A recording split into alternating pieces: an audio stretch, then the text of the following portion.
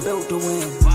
Apply myself, I filled it in. No time for the doubt, they counted me out, I'm getting it in. Yeah. No time for no loss, I'm paying the cost, I'm in it to win. Yeah. Refuse. Mine, it can't be diffused. If you ain't thinking the same, then we playing by different rules. You can't see the vision, we living at different views. Until we complete the mission, keep getting up, never snooze. I walked a mile in my shoes, had the mind of a fool, chasing diamonds and jewels. Trust me, I was confused. Started minding my business and used my mind as a tool. Ended up finding my purpose and found the time to get to it. They told me I couldn't do it, they told me I couldn't make it. They sold it, could never break it. That's sadly mistaken. I need a piece of the pie, I want it so bad I can taste it. They told me like told me, keep on running toes, they gon' take them. Refuse to lose, built to win. Apply myself, I filled it in. No time for the doubt, they counted me out, I'm getting it in. Yeah. No time for no loss, I pay for the cost, I'm winning to win. Yeah. Refuse to lose, I'm built to win. What's going on, everybody? Welcome to Dave's Doghouse, episode 48. I know this was supposed to happen last week, but hey, it's Sunday. Get you guys the content now. I am live right now on YouTube and Facebook. I'm on my YouTube page and the Refuse to Lose YouTube page. So again, make sure you like, share, subscribe. On our way to 1,000 subscribers. So happy Sunday. Hope y'all are having a good day today. Hope you this makes up a good week for you guys. I know there's some football going on right now. Got the Commanders and the Falcons coming up next. Commanders win, they in the playoffs. Falcons win, they get right back, get the lead back into the division against in the NFC South. So, the Eagles clinched their playoff today already. Number 2 seed now as well. So let's see what happens, y'all. Let's see what happens today. It's going to be a lot of interesting things that, a lot of interesting things to talk about today. It's Dave Doghouse. So we got some puppy child to serve. We got some people finally out. We got some dogs of the week.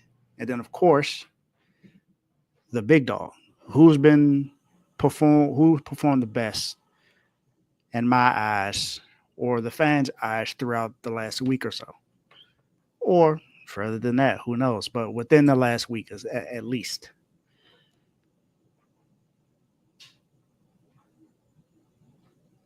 It is only right if we do the right thing and turn up. Turn me up, up, up, up. All right. Like I said, let's get started. And let's see who's finally out. As you can see, we still have a lot of people, a lot of teams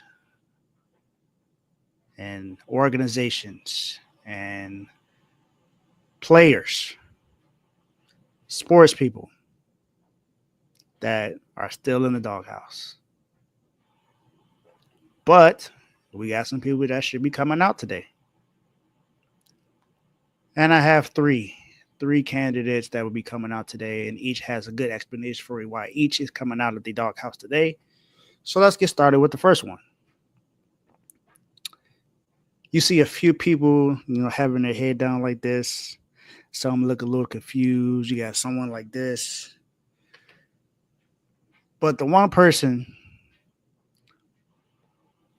in football that I'll be letting out at the doghouse today is Justin Tucker.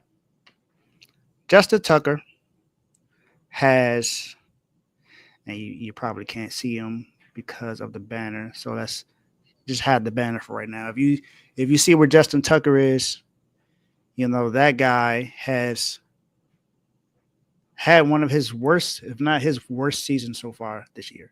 But in the last 2 or 3 games, he's actually been a little bit better. What's going on, Danny? Thank you for supporting the show.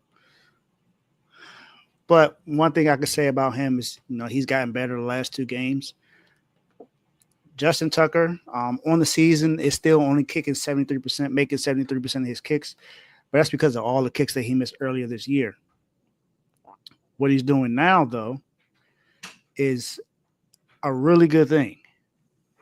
And in this process of him playing well these last few weeks, he's hit 2 kicks of over 50 yards, a 51 and a 52-yarder. Made all his extra points, even in the last 3 games. Last 3 games, he's made all his extra points. He was 4-4 on Christmas. Then that Saturday against the Steelers, he was also 4-4. Then against the Giants, he was 5-5. So he's made all of his extra points in the last 3 games, 100%. And then 100% from field goal, 3 of 3 in the last 2 games. And against the Giants, he didn't have to kick one because, I mean, they scored nothing but touchdowns. It's 35-14, so you got that. But he did everything he needed to do to win, to not be the reason why the Ravens lose those games. So he'll be coming out of the doghouse this week. So good job getting out.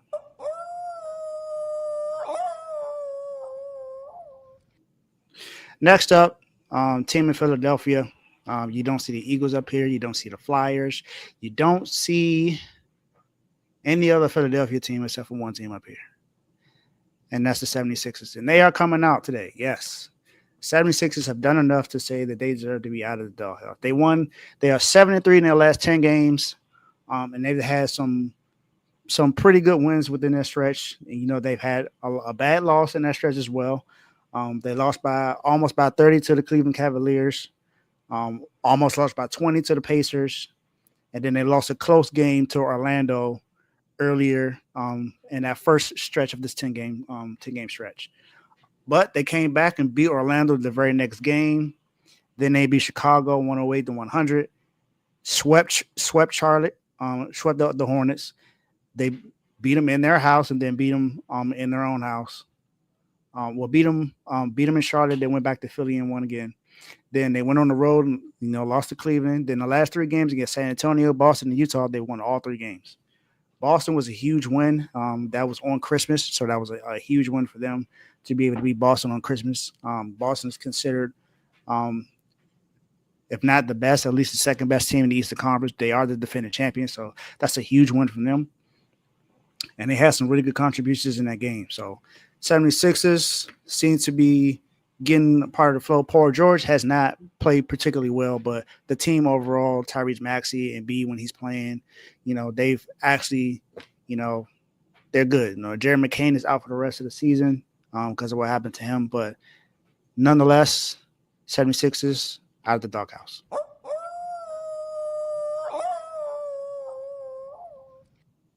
And next is a really, really well-known streaming service that's been around for a while. You know, it's one of the reasons why Blockbuster and a lot of these other places are gone. It's Netflix. You know, Netflix was in because of the issues they had in that boxing matchup with Jake Paul and Mike Tyson. Then they had the chance to redeem themselves, and they did absolutely that. In that contest on Christmas, when you had the Chiefs and the Steelers and the Ravens and the Texans, they pretty much outdid the NBA. One game outdid the entirety of the NBA. One game outdid the entirety of the NBA. Well, almost. So the games averaged 24.2, but altogether it was 48.4 million people that watched football on Christmas, which was almost 2 times more than what the NBA got, because I believe the NBA got 25 million watched the NBA on Christmas, which is great for the NBA because they doubled what they had last year.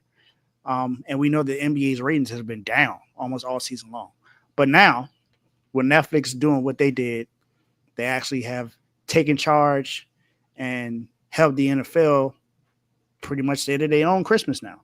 So NFL and NBA, because the NBA did have a part in this being successful for the NBA, but Netflix by itself, you know, covered the NFL, and they showed that, hey man, we can stream live stuff here too. So Shout out to the NBA.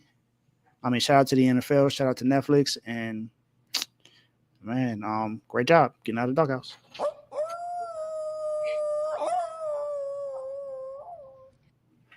All right, now we got to talk about the people that are in the doghouse for this week. That's going to be getting served puppy chow. That, my people,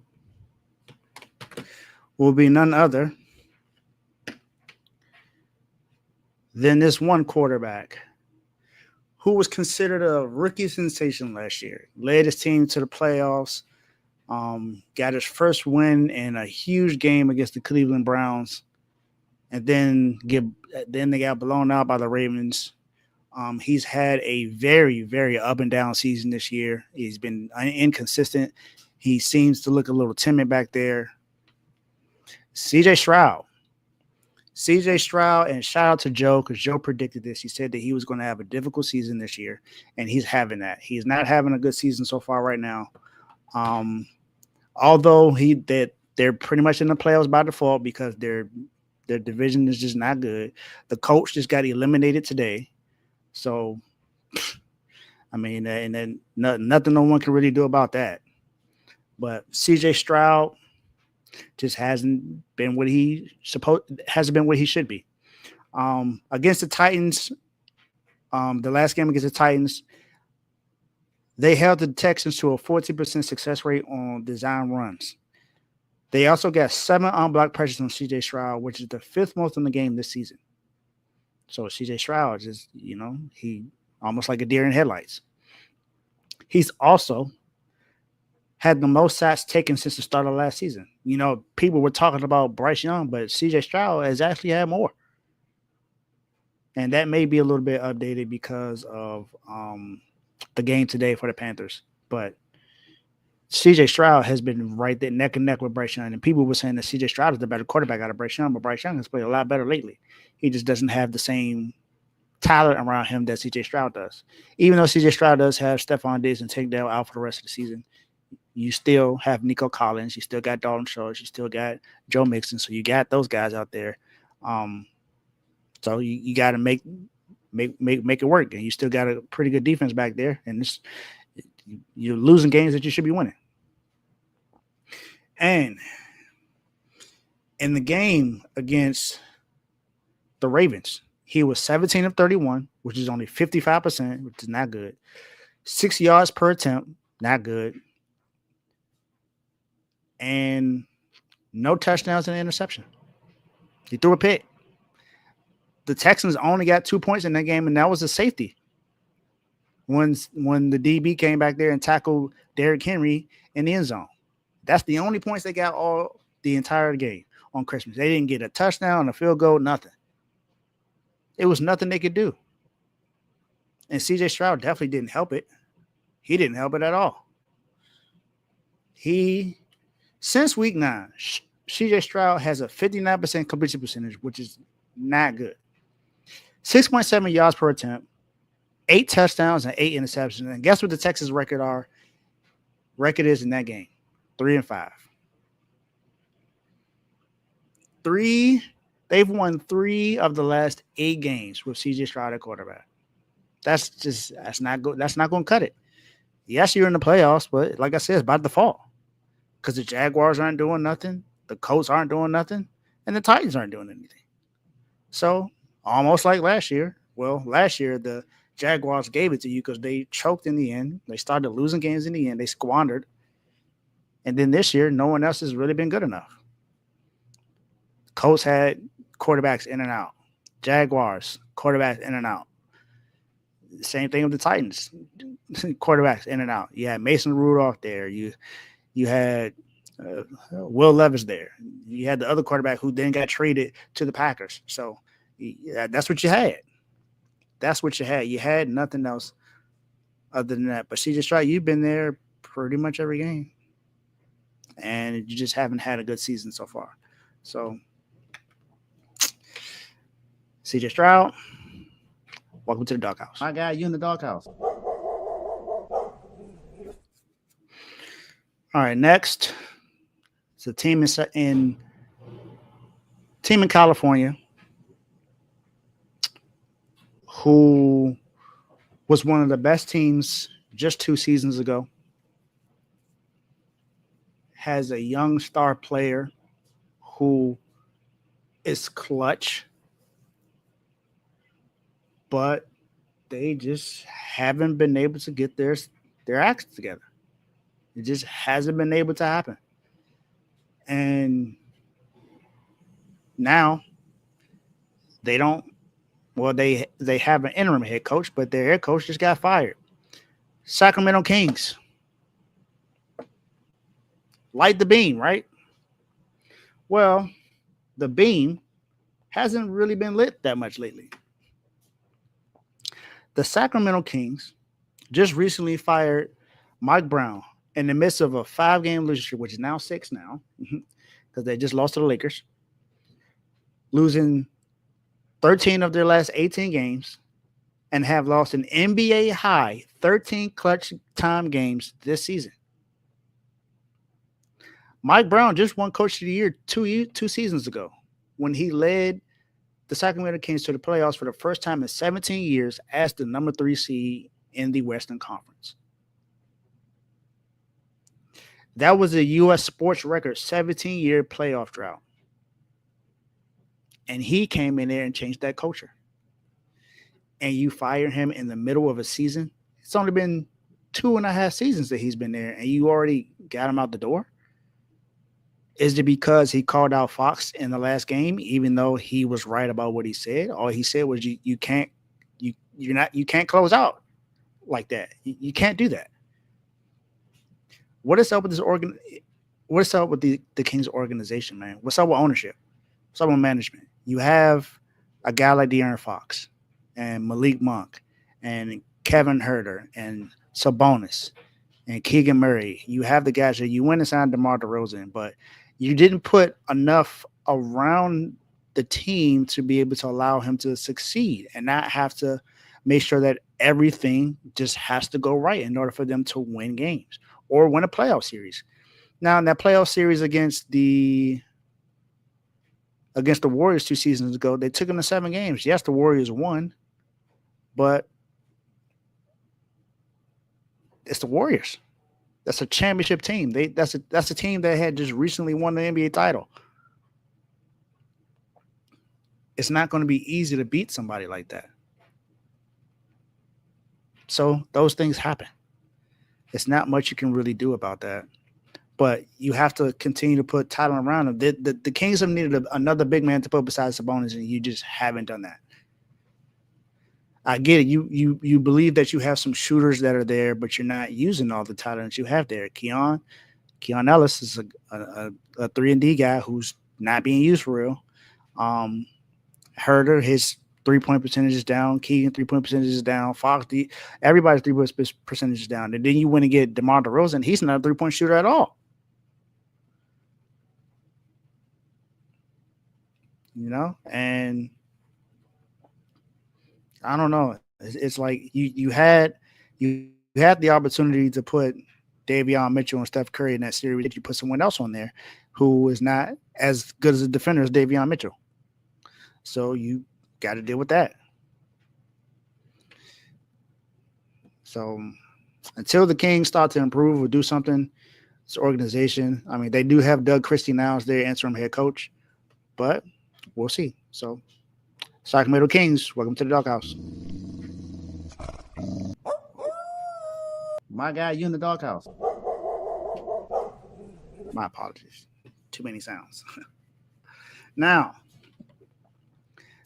we get to Dogs of the Week. Dogs of the Week. The ones that, you know, have performed to their best ability to be able to put themselves and their teams in position to win games.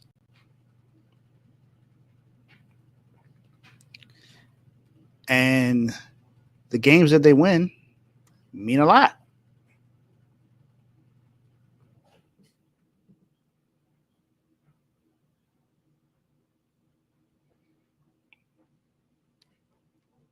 especially when it comes to how the teams were before, how they played before and how they play now.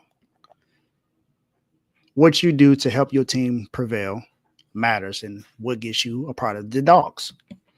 This first one, it's his very first time on here.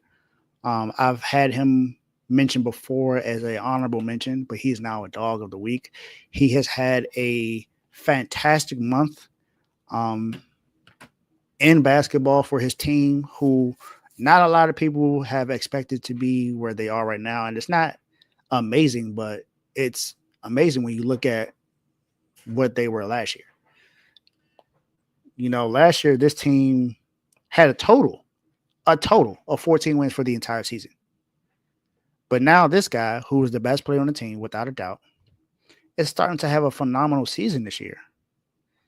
And that is none other than Cade Cunningham, the guard for the Detroit Pistons. Cade Cunningham in December has averaged almost 26 points per game, 6 rebounds, and 11 assists. He was the only player in December averaging 25, 5, and 10. The only player in the NBA doing that. In his last game, he put up 33 points, 10 assists, 4 rebounds, and made 4 threes. Cade Cunningham has played like an all-star this year. He has. His team only has 14 wins, but he's played like an all-star this year. But as I said before, the Pistons had 14 total wins all last season. And now this year, now he has led this team to 14 wins now. And he has the second most points, rebounds, and assists by an Eastern Conference guard this year. Trae Young is first. Then it's Cade. Then it's Jalen Brunson. Then it's RJ Barrett. Cade has never been in this conversation, and he is now. He's healthy. He's playing well. And it's helping his team right now. Who knows? The Pistons could be a play-in team this year. I don't know. It's possible. They have a better record than the 76ers right now. And the 76ers are 11th in the Eastern Conference right now, and the Pistons are above them. So right now, they're in the play-in tournament. So it's close. It's very, very, very close. But Cade, as a young guard, you've been playing well. I mean, you're up 2-1 on the series against my Miami Heat. So I mean, I've seen it personally how good you can be.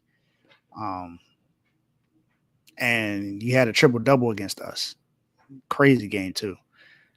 But man, it's good to see you doing well and to see your team succeeding right now. So welcome to the Dogs, Cade Cunningham.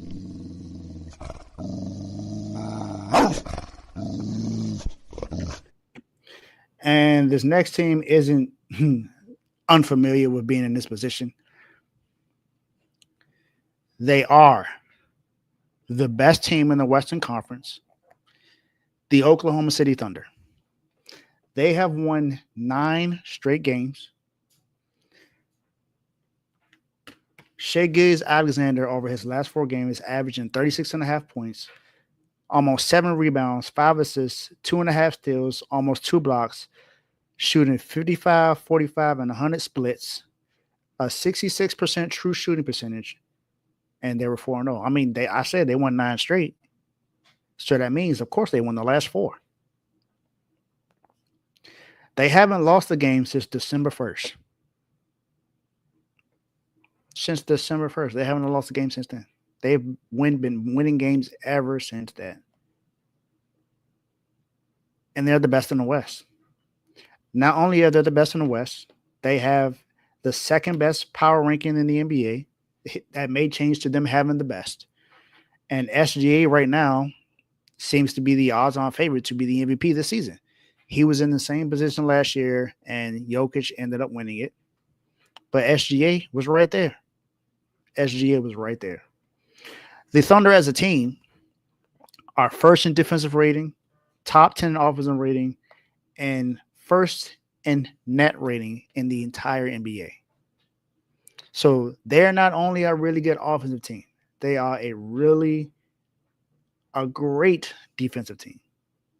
And they are dogs.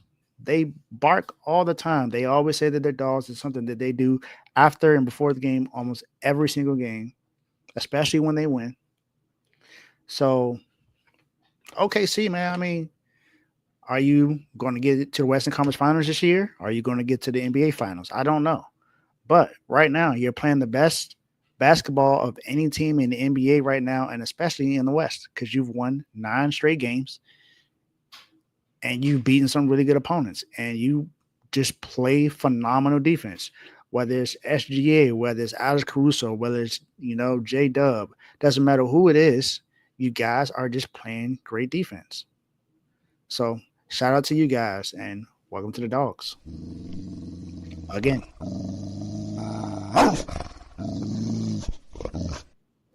Now, this next guy who is on this list, I don't think I've ever had him up here. But I can't ignore what he's doing this season, especially for a team that's fighting for a playoff spot. And they won again. They won again yesterday. And he had another good game. He leads a team that's orange and black in Ohio, where LeBron used to play. Not LeBron. Tried to throw you off a little bit. But no, he plays in Ohio. And, man, Joe Burrow. Icy Joe. Icy Joe. Some would like to say Joe Cool, but someone else had that name. But Joe Burrow, man, he's having an MVP-esque season. In 2007 and 2011, Tom Brady and Aaron Rodgers, respectively, both threw for over 4,500 passing yards, 40 touchdowns, with less than 10 interceptions. They both won MVP that season. They also had better records than what Joe Burrow has right now. But Joe Burrow this season has also done that.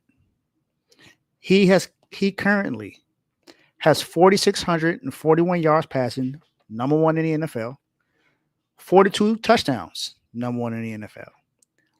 He's thrown 8 interceptions, and he has a QBR of 76.7, which is second best in the league.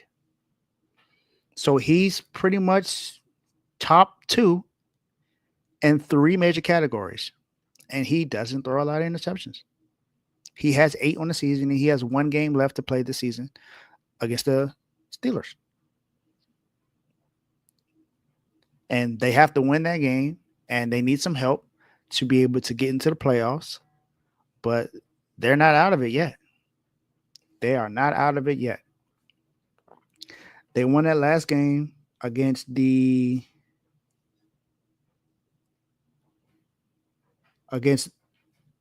Denver Broncos, 30-24, and he had 412 passing yards.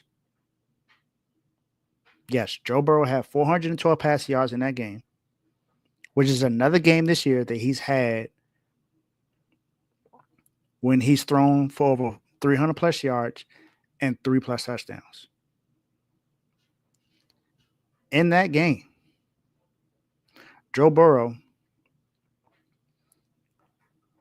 was 39-49, 3 touchdowns, 91.2 QBR, and a 122.1 quarterback rating. He also ran a touchdown as well. So he had a total of 4 total touchdowns in that game. but he threw for 3. And who did those 3 go to? T. Higgins. T. Higgins also had a great game. 11 catches for 131 yards. Jamar Chase chipped in, 9 catches for 102 yards. And then he also had Mike Gesicki, who had 10 catches for 86 yards. So he had 3 guys that helped contribute in that game. And he contributed not only through the air, but also using his legs. Joe Burrow, we know he doesn't run the ball that much, but we have seen him be able to run and use his legs effectively. And Joe Burrow is having a phenomenal season right now. His team right now is 8-8 on the season. Like I said, they just beat the Broncos in a game that both teams needed to win. The Broncos win that game, they pretty much are in the playoffs. Now the Broncos have to win their last game of the season against the Chiefs, but the Chiefs more than likely are going to be sitting everyone. So that should be a shoe-in for the Broncos, but it's the NFL, so you never know.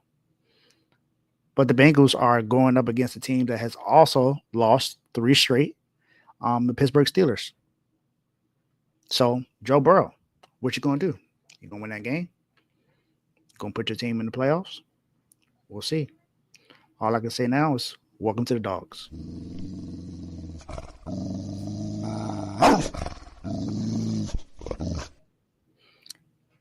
This next guy has also been up here before, but not by himself. He was up here with his quarterback because this duo has been phenomenal this year. I said that Joe Burrow has played an MVP type season, but I think this guy's quarterback will win the MVP this year. Because they just continue to keep winning.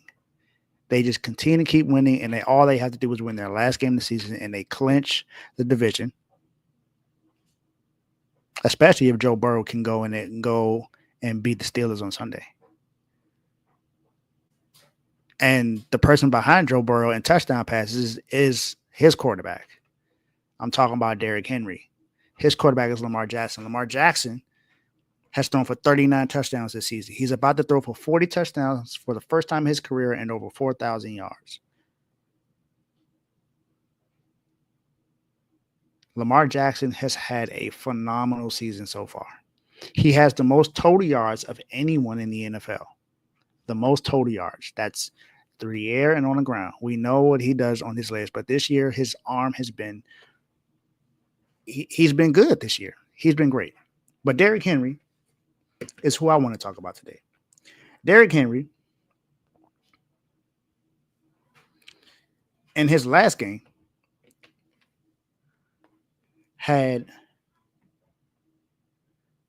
27 carries, 148 yards, and a touchdown. He's only second to Saquon Barkley in touchdowns in 100-yard games this season. Only second to Saquon. And Saquon just ran for over 2,000 yards today. So Saquon is just a few yards away from eclipsing 101 yards away now from eclipsing Eric Dickerson's rushing record. Just 101 yards.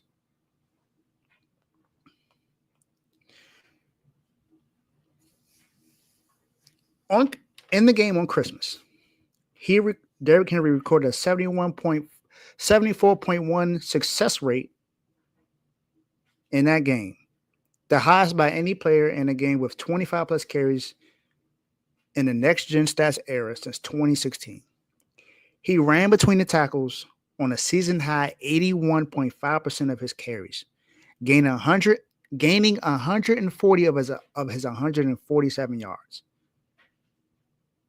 So, 148 yards. So 140, most of his yards were him running between the tackles, which means he was bruising those D linemen and linebackers and DBs the entire game. The game before, he ran for 165 yards against the Steelers. This season, he's tied for first for touchdown rushes this season. He has 1,783 rushing yards, and he has the third most carries in the league with 305. And as I said, last game he ran for 147. He averaged 5.4 yards in that game. He was balling. He was having a really, really good game. And it helped the Ravens be able to win those last two games. Of course, and Lamar had two phenomenal games as well. But I wanted to highlight his running back this game. I wanted to highlight Derrick Henry to show you that running backs are needed in the NFL. Whether it's Saquon, Josh Jacobs, Derrick Henry, Christian McCaffrey the last 2 seasons, not going to count the season. If you have a running back on your team, it can help you. And it can help you a lot. Derrick Henry, King Henry, still a monster. Great game. Welcome to the Dogs.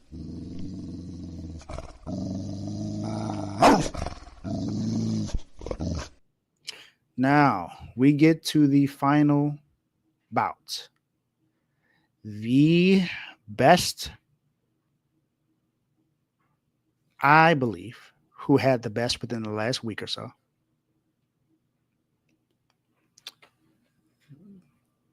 He was a part of a team that made it to the gold medal games this year in the Olympics against the United States.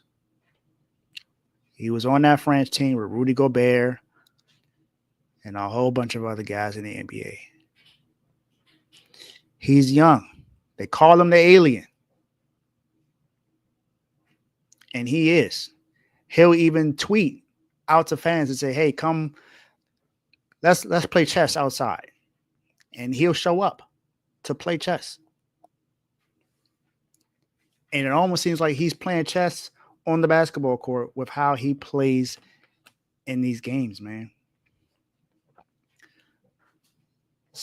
His name is Victor Wembanyama.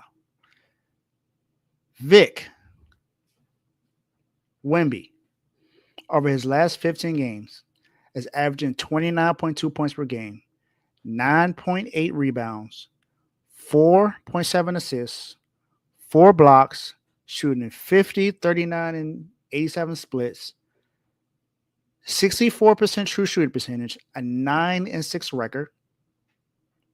He has more games scoring over 40 than under 20 in that stretch.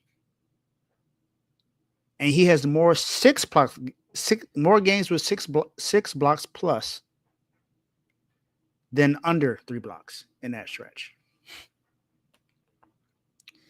He also has he's tied for the third most games with a steal and a block this season with 16. Was it Jalen Suggs and Jaren Duran has 18. Goga and AD both have 17 right now, but Wemby, Turner, and Shea all have 16. His last 4 games, he's averaged 35 points per game, 10 rebounds per game, 6.5 blocks per game, 5.8 3-pointers made per game, 51, 44, 86 splits, leading the league in points, blocks, and threes during that stretch. Leading the league. This is just his second season. And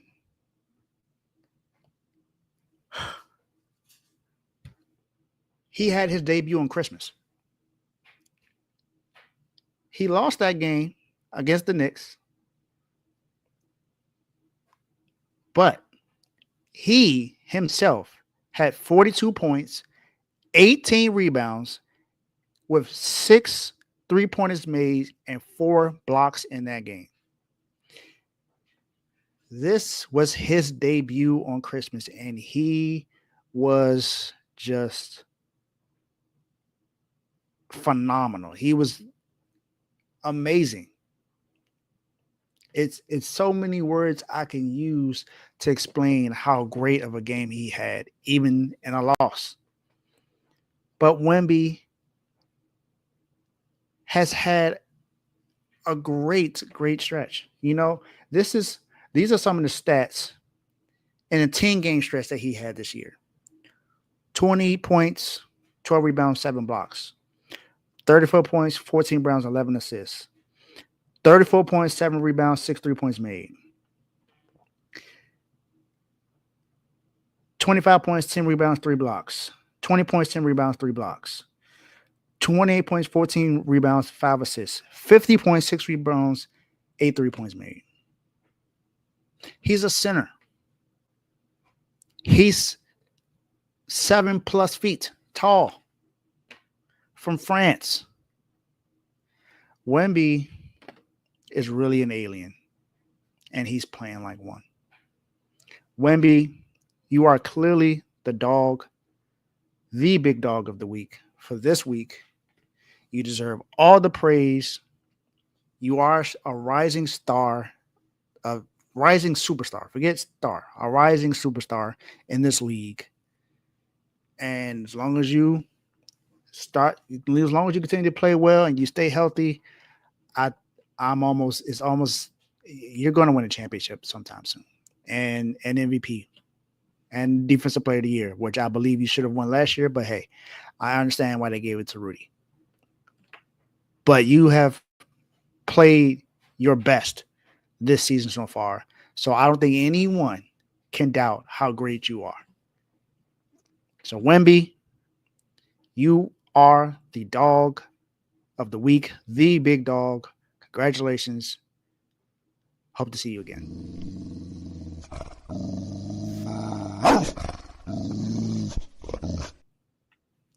That is all for today's show. Appreciate you guys for watching. I know the game is going on.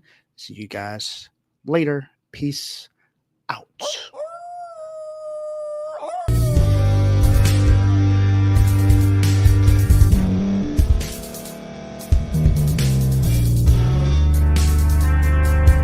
Thank you for staying to the end. If you're watching this on YouTube, please like this video, subscribe, and also hit that notification button so you can be notified next time we put out a video. If you're listening on any podcast platform, subscribe and hit that notification button, y'all, so you can be notified we put out another podcast audio. And last but not least, hit that share button. No matter what you're listening to or watching it, hit that share button and send it to somebody that you know that would love to watch this episode you just listened to. So once again, thank you for staying to the end, and we'll see y'all in the next episode.